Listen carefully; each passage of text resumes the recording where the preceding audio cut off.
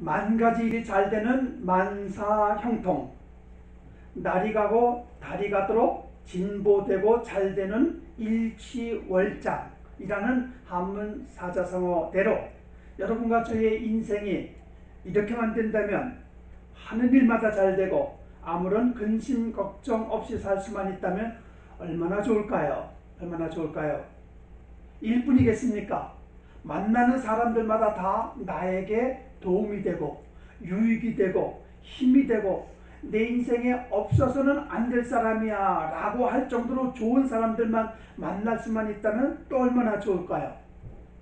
다 원하지만 원하는 대로 안 되지 않습니까? 안타깝게도 사람이 사람을 만나면서 좋은 사람, 필요한 사람, 유익이 되는 사람도 만나지만 의외로 반갑지 않은 사람, 내 인생에 전혀 도움이 안 되는 사람도 만나게 되더라는 거예요. 사업을 하는데 옆에 경쟁자가 생겼습니다. 그럼 어떻게 돼요? 더 신경 쓰이잖아요. 걸림돌이 되기도 하고요. 그래서 마케팅 전략을 세우고 정보 수집을 하고 어떻게 하면 저 경쟁 상대를 이길까, 이런 것들을 우리가 많이 보게 되지 않습니까? 운동선수들도 마찬가지죠. 자기하고 적수를 만나게 되면 더 열심히 하고 더 노력하고 더 집중해서 어떻게든 상대를 이기려고 훈련을 많이 받는 것을 보게 되고요. 무엇보다, 이런 일들은 물론이지만 무엇보다 힘든 것이 있더라고요. 뭔가 하면 남녀 문제, 사람 관계 속에서 가장 많은 문제를 유발시키는 것 중에 하나가 남녀 문제 아니겠습니까? 그렇죠? 남녀 문제에 있어서 잘못된 만남, 잘못된 관계, 예를 들어서 여자의 일생이 한 남자 때문에 망가질 수도 있고 반대로 남자의 일생이 한 여자 때문에 망가질 수도 있는, 그래서 비참하게 만들고 최악의 불행을 초래하는 이런 일들 때문에 고생하고 힘들어하는 자들을 우리가 종종 보게 되는데, 오늘 본문이 바로 그걸 말씀하고 있어요. 우리가 너무도 잘 아는 사람 한나 이야기입니다. 한나 하면 생각 떠오르는 게 있죠, 여러분. 한나 하면 떠오르는 생각. 성경 전체를 대표하는 기도하는 사람, 대명사로 꼽히는 멋진 여인 아니겠습니까?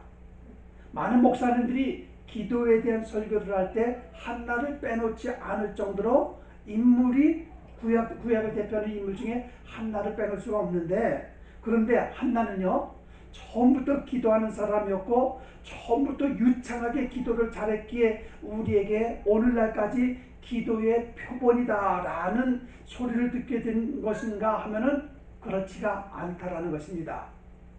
기도를 할 수밖에 없는 상황, 낙심과 좌절할 수밖에 없는 환경을 기도를 통해서 문제를 이겼던, 해결했던 멋진 신앙인이었다라고 말할 수가 있는데, 한나의 기도의 승리에 대해서는 다음 주에 제가 좀 자세히 말씀드리기로 하고, 오늘은 기도할 수밖에 없었던 한나 인생의 쓰디쓴 그 장면을 돌아보면서 여러분과 제 인생과 한번 비교를 해가면서 한번 알아보는 시간을 가져보길 원하는데요.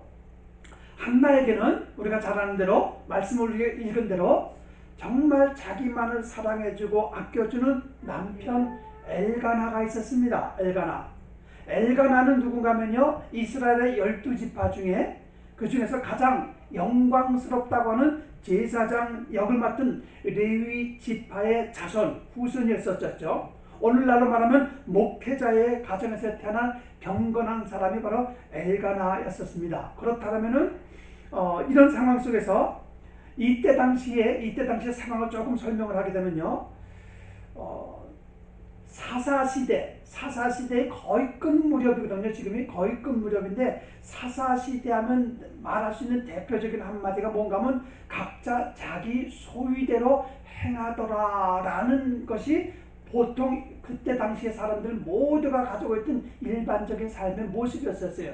자기 소위대로 행하더라, 이게 뭐예요? 자기 생각대로, 자기 하고 싶은 대로 했다라는 얘기예요. 그런 것들이 보편화되어서 도대체가 어떤 것이 잘했는지 잘못했는지 구분이 안 될 정도의 그런 모습의 상황이 바로 사사시대의 끝 무렵, 그리고 지금 우리가 읽은 본문의 내용이 그 시대쯤인데, 그러다 보니까 자기 생각대로, 자기 마음대로, 자기 편한 대로 하고 싶으면 하고 말고 싶으면 말고, 이런 상황 속에서 더군다나 지금 엘가나와 한나 이 가정은요, 실로, 다시 말해서 성전이 있는, 성막이 있는 곳과는 약간 좀 거리가 떨어진 곳에서 살고 있었는데, 그곳에서 타락의 끝을 달리고 있는 이 시대 사람들이, 자기 중심이 강한 그때 당시의 사람들이 멀리 떨어진 성전에 예배드리러 정기적으로 간다라는 것은 사실 결코 쉽지는 않은 상황이었다라는 겁니다.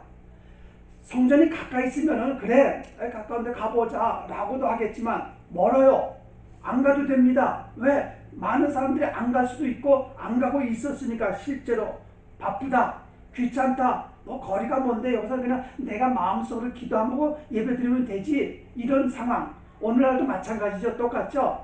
워낙에 인터넷이 활발하게 되어 있다 보니까 굳이 교회 가서 헌금 내가면서 신앙생활 해야 되는가, 그냥 인터넷에서 말씀 듣고 예배 드리면 되지 라는 잘못된 생각을 가지고 있는 사람들을 많이 보게 되는데, 이 당시도 마찬가지였다라는 거죠. 성막까지 가려니까 거리가 있고 굳이 이런저런 핑계 대가면서 거기까지 가지 않아도 됐을 텐데, 그런데 엘가나는 어떻게 했습니까? 항상 갔었다라는 거예요. 예배 중심으로, 하나님 중심으로 살았던 사람이라는 것을 우리가 볼 수가 있고요. 오늘 본문에서도 말하고 있듯이 당시에 제사장은 엘리였었습니다. 엘리라는 사람.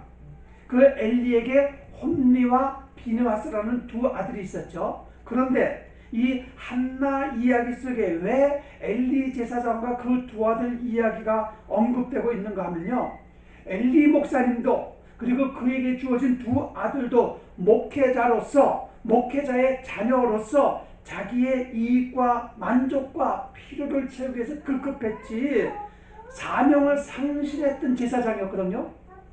하나님의 말씀을 바르게 증거하지 않고 백성들에게 말씀을 가르치지 않았던 잘못된 제사장이었거든요. 예. 그런데 왜 이 이야기, 이들을 여기에다가 언급을 하고 있을까? 굳이 이런 교회에 가서 예배를 드린들 은혜도 안 될 터인데, 멀리 가서 그런 교회 가서 그런 목사 밑에서 말씀을 들어봤자 은혜가 안 될 터인데 굳이 거기까지 가야 되는가? 거기 가서 예물 드려가면서 먼 거리를 왔다 갔다 하면 피곤한데 이렇게까지 해야 되는가? 라는 생각을 가질 수 있겠지만, 그럼에도 불구하고 엘가나는 성막 중심으로, 성전 중심으로, 교회 중심으로 살았기 때문에 먼 거리를 멀다 않고, 목회자가 사명을 상실했지만 그럼에도 불구하고 정기적으로 예배를 드리러 갔다라는 것, 이거를 알게 하기 위해서 오늘 엘리 제사장과 그의 가족 이야기를 여기서 소개를 하고 있는 거예요. 엘리 이야기는 다음 주에 조금 더 보충해서 해드릴게요. 그만큼 하나님을 사랑하고 그만큼 올바른 예배 생활을 했던 엘가나라는 것을 우리가 볼 수 있다는 겁니다. 다시 말해서 이거죠. 어떤 사람은 그래요. 교회 갔다 툭 하면은 목사님이 마음에 안 들어, 뭐가 마음에 안 들어, 교회를 안 다니고 핑계를 대고 이유를 대는데, 엘가나는 어땠어요? 사람을 보지 아니하고 하나님을 바라보는 올바른 신앙이었단 말이에요. 한번 우리가 가정으로 해보자고, 상황을 한번, 가정적 상황을 우리가 한번 생각해 보자고요. 이들에게 있어서 먼 거리를 왔다 갔다 하면서 하는 것은 쉬운 형편은 아니었을 거란 말이죠. 그럼에도 불구하고 그들은 항상, 엘가나는 매년마다 1년에 3차례씩 가게 됐는데, 자, 그걸 좀 이따 설명드릴게요. 그러면 가정 상황을 보자고요. 가정. 엘가나에게는 두 명의 아내가 있었죠. 본처인 한나, 후처인 분인나. 그런데 문제가 생겼어요. 한 여자와 사는 것도 쉽지 않은데 두 명의 아내를 거느리다 보니까 본처와 후처의 신경전이 날마다 시간마다 가정에서 불화를 만들어내기 시작합니다. 시대적 상황으로 볼 때 한 남자가 두 명의 여인을 데리고 사는 거 그리 흠이 되지 않았던 시대였었어요. 지금도 물론 마찬가지예요. 지금도 모슬렘은 법적으로 일부 다처제가 허용이 돼서 한 남자가 4명의 여자를 법적으로 데리고 살아도 됩니다. 돈이 많으면 더 데리고 살아도 되고, 저는 지금 한 명 갖고도 쩔쩔매거든요 지금. 근데 어떻게 2명, 3명, 4명을 데리고 사는지는 모르겠지만 어떻든 한나를 보자고요. 한나는 여자로서 불행이고 기구한 운명이라 할 수 있는 정도로 아이를 낳지 못하는 불임 여성이었었어요. 그런데 후초로 들어온 분인나는 자식을 낳습니다. 그러니까 이런 상황이 어때요? 예나 지금이나 본처가 자식이 없으면 자식이 있는 후처가 득세하는 것은 시대를 막론하고 나라와 상관없이 똑같은 비슷한 현상인가 본데, 한나의 인생에 있어서 분인나가 정말 없어져야만 하는 그의 인생에 커다란 걸림돌 장애물이 생기게 되었다라는 거예요.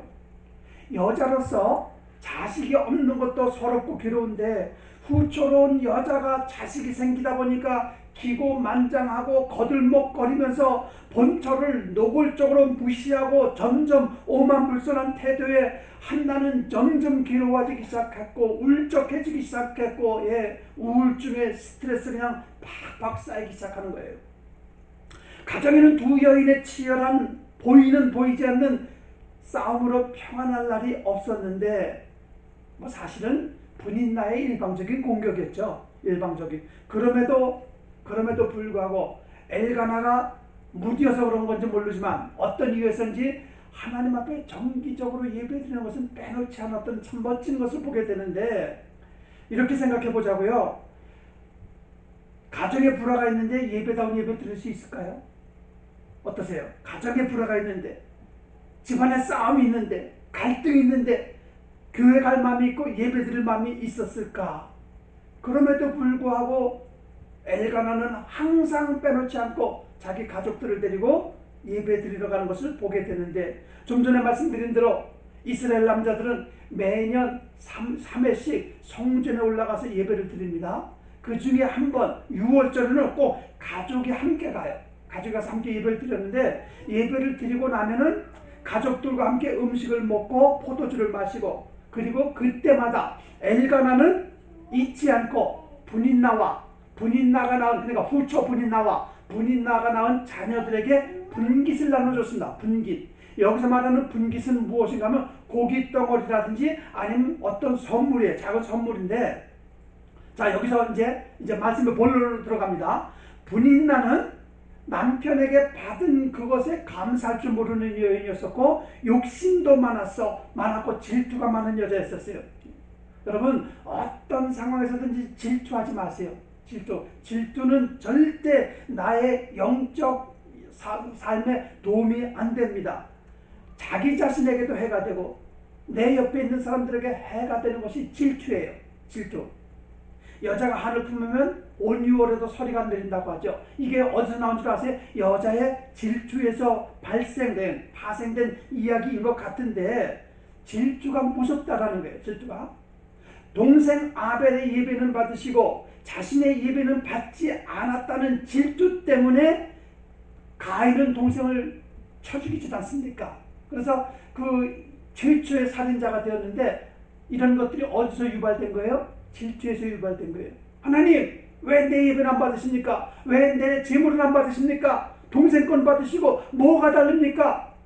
질투가 생기기 시작해서 그 질투를 조절하지 못하고 동생을 쳐 죽이게 되었는데, 그만큼 질투가 무섭다라는 것이고, 특별히 여자의 질투 정말 무서워요. 정말 무서워요. 질투하지 마세요. 왜 분인나가 악하고 질투 많은 여자인가? 여기 성경에서 찾을 수 있지 않습니까? 분인나는 남편이 자기와 자기 자녀들에게 그 분깃을 나누어 주었는데 그걸 가지고 만족을 못했잖아요. 그렇죠? 보니까 한나에게는 갑절로 주었다고 얘기를 했습니다. 아니, 똑같이 나누어 주지 왜 한나에게 더 많이 주고 나에게 조금 줍니까?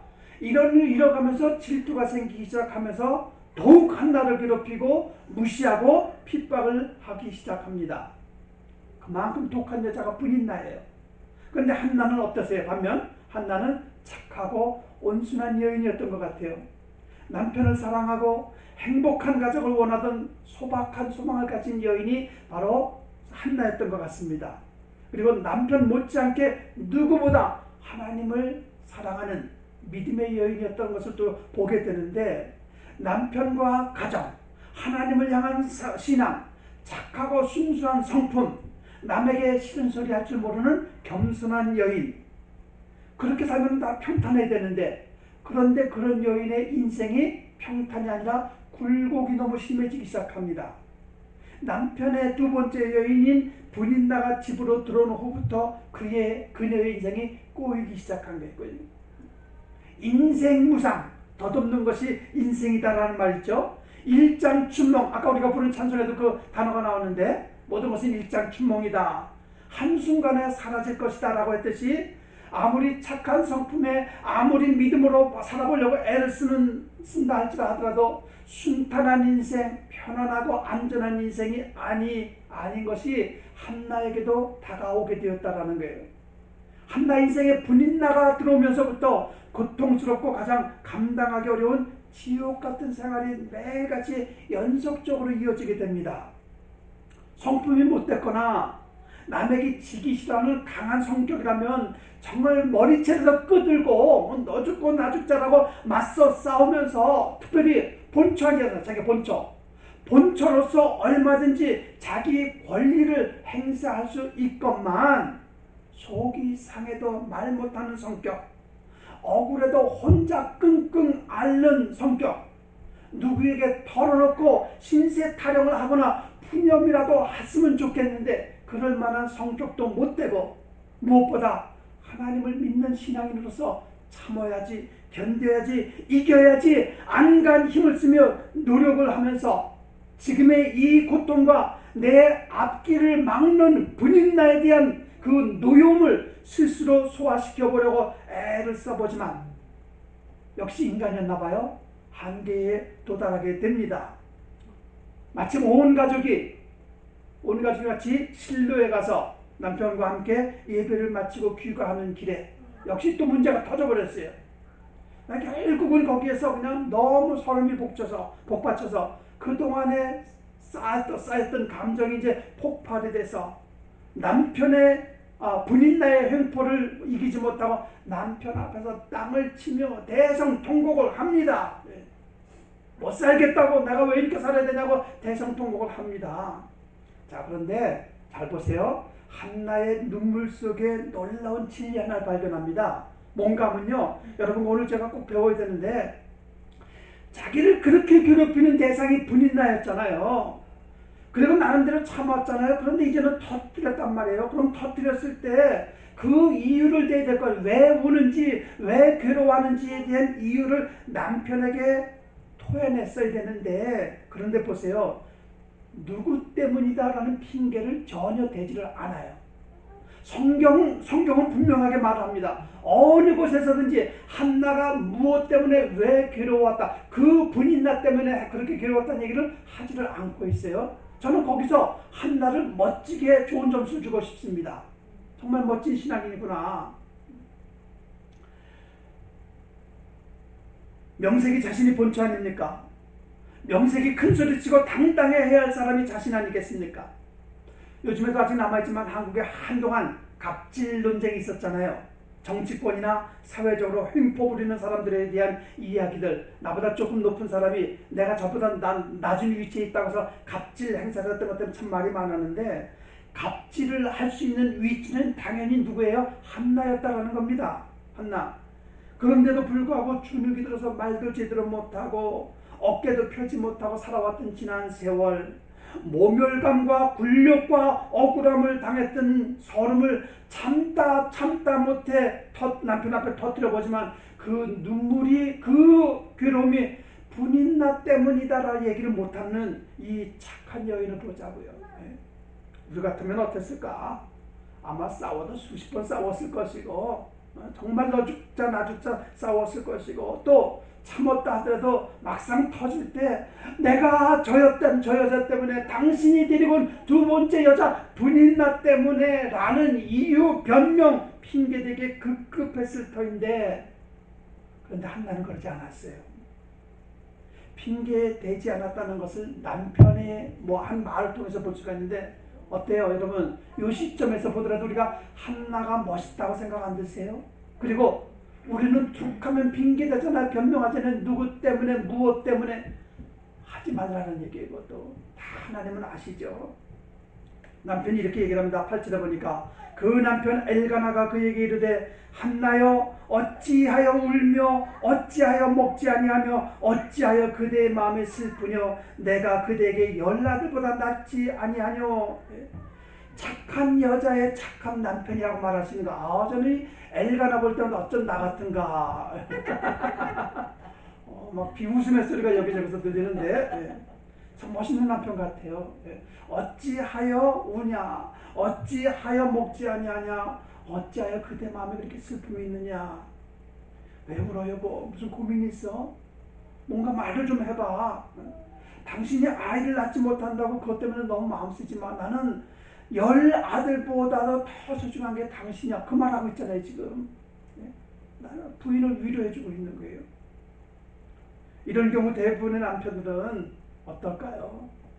자식을 낳아준 여자를 아무래도 더 아끼고 더 사랑하겠죠. 그리고 오히려 아이 못 낳는, 한국 같으면 칠거지지역 아닙니까? 아이 못 낳는 그 여자가. 그럼 쫓겨나도 할 말이 없는 거예요. 할 말이 없는 거. 이 시대도 마찬가지로 아이 못 낳는 여자가 쫓겨나는 것에서는 누구도 말할 수 없는 지극이 당연한 상황인데, 그럼에도 불구하고 남편 엘가나는 10아들보다 난 당신이 더 소중해. 당신이 무엇 때문에 슬퍼하고 있어? 이유가 뭐야? 위로해주고 따뜻하게 보듬어주는 그런 엘가나의 모습을 보면서 참 멋진 사람이구나 보게 됩니다. 한나 인생의 커다란 장애물을 만난 분인나, 평범한 가정주부로 살고 싶은 소박한 꿈을 송두리째 빼앗아가 버린 이 반갑지 않은 인생의 불청객 분인나, 어떻습니까? 여러분 인생에 분인나가 있습니까? 없습니까? 돈이 없어 재정적인 어려움이 분인나로 나에게 다가올 수도 있어요. 고칠 수 없는 성격, 바뀌지 않는 성품이 나를 괴롭히는 내 안의 분인나일 수가 있습니다. 아니면 한나처럼 내 옆에 있는 그 누군가가 내 인생의 걸림돌 분인나일 수도 있을 것이고요. 맞습니다. 저에게도 여러분에게도 누구나 분인나는 찾아오게 되어 있습니다. 인생의 분인나는 꼭 사람으로만 찾아오는 것은 아니다라는 거예요. 돈으로 찾아올 수 있고, 질병으로 찾아올 수도 있고, 풀리지 않는 어려운 환경으로 찾아올 수도 있고, 당연히 사람일 수도 있고요. 결정적으로 자기 자신 스스로가 자기 인생을 바르게 믿음으로 살지 못하게 하는 분인나일 수도 있다라는 겁니다. 늘 부정적인 생각을 가진 사람, 입만 열면 불평 원망하는 사람, 이거 자기 인생에 자기 스스로가 분인나가 돼버린 거예요. 좀 더 넓은 마음을 가지고 이해하고 소화시킬 수 있는 능력을 가지고 살아가면 본인이 행복하고 믿음의 성장이 있을 터인데, 그렇지 못하고 입만 열면 생각만 하면 남 이야기, 정죄, 판단 이런 거 잘하는 내 성격, 그런 자신을 생각하며 안타까워하면서 나는 왜 그럴까?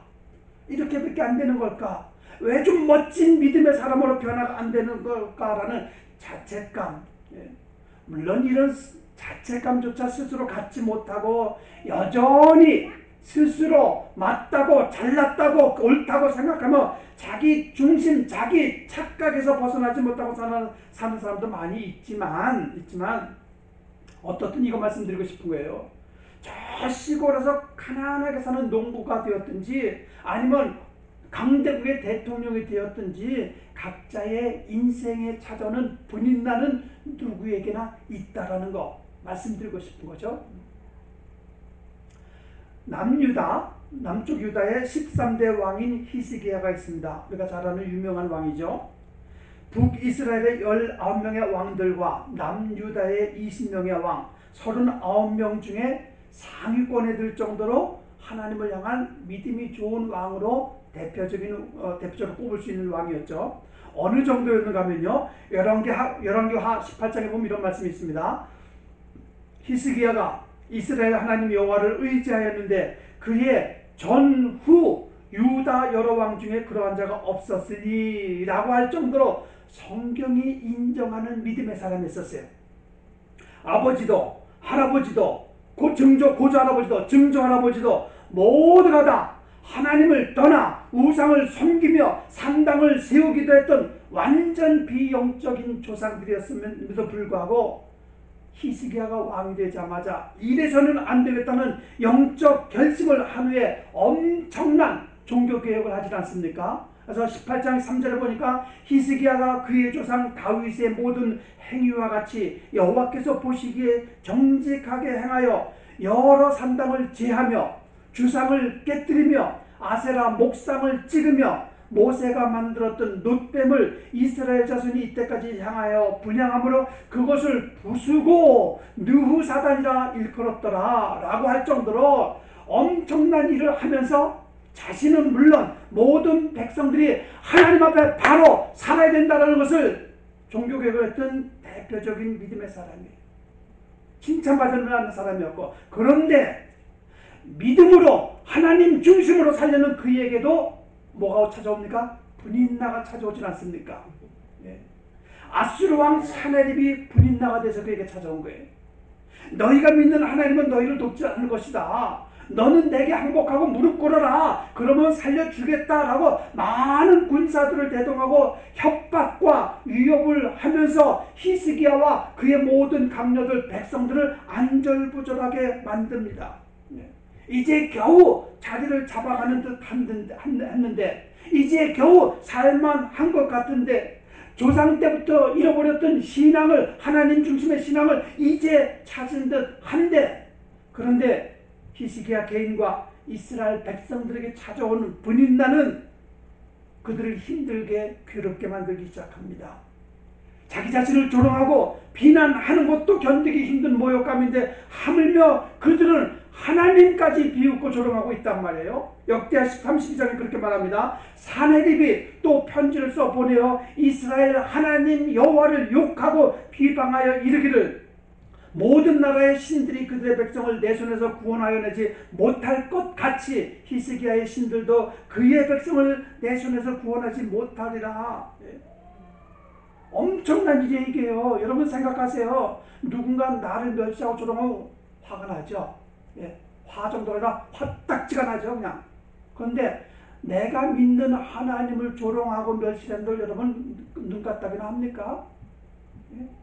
어떠세요? 어떤 신앙을 가지고 있는지 모르겠습니다만은, 물론 설명할 필요도 없이 그 뒷이야기는 하나님의 도우심으로 산헤립이 망하고 히스기야가 승리를 합니다만은, 누군가 나에게 손가락질하고 멸시하고 조롱을 한다라면은 그것 때문에 얼마나 우리 마음이 흔들리고 움직입니까? 그런데 내 모습 때문에, 내 입에서 나온 말 한마디 때문에 상대방이 오히려 네가 하나님을 믿는다고, 네가 교회 직분자라고, 네가 교회를 다닌다고 이런 비난의 소리 들어가면서 나를 통해서 하나님의 영광이 가려지고 있는 것들을 왜 생각 못하고 살아가는지, 이것이 안타깝고 답답하다라는 거죠. 내 모습이 얼마나 추한지 더러운지 냄새 나는지 자기 자신을 볼 줄 모르고 살아가는 우리들의 모습, 하나님 보시기에는 어떨까? 내 믿음의 생활과 하나님을 향한 신앙에 방해가 되는 내 인생의 분인나를 만난다면 여러분은 어떤 생각과 어떤 자세로 감당할 것인지 라는 점들을 생각하면서 우리가 분별력을 가지고 능력을 가지고 살아가야 된다는 것을 말씀드리고 싶은 거예요. 분인나를 만나 괴로운 한나, 남편의 사랑과 위로가 있었지만 큰 도움이 안 되고 여전히 괴롭기만 한 한나, 아이를 낳지 못한 여자로서 부끄러움도 있는데 첩으로 들어온 이 악한 분인나의 횡포, 무시, 인생의 좌절감을 갖게 하고 차라리 남편하고 헤어져 버릴까?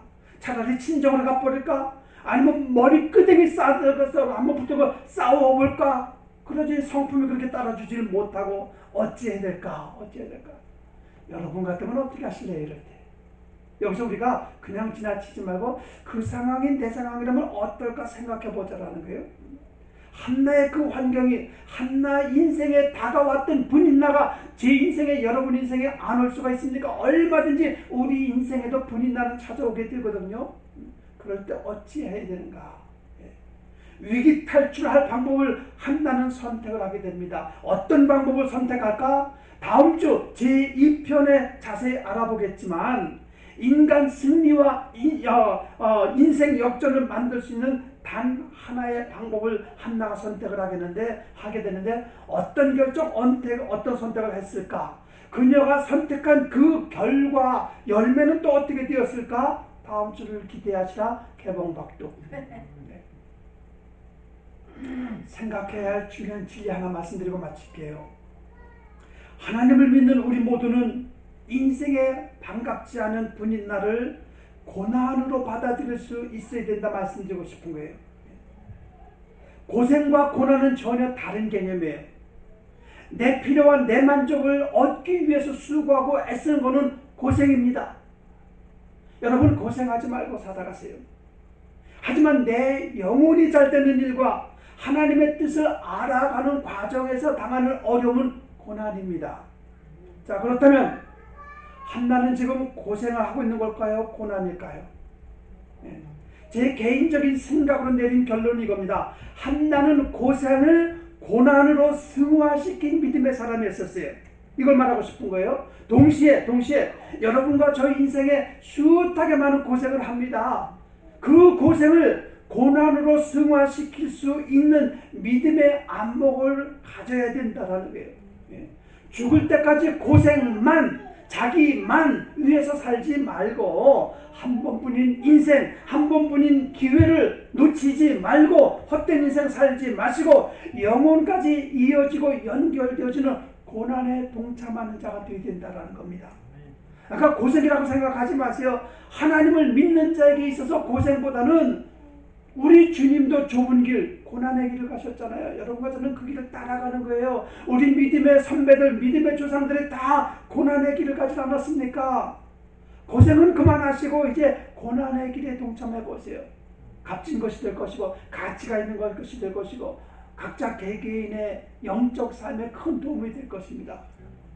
다음 주에 한날 통해서 배워보겠지만 그렇게 멋진 인간 승리를 이루는 그런 우리 모두가 되어서 정말 후회 없는 인생 살아갈 수 있는 모두가 되어지기를 주님의 이름으로 축원드리겠습니다. 기도하겠습니다.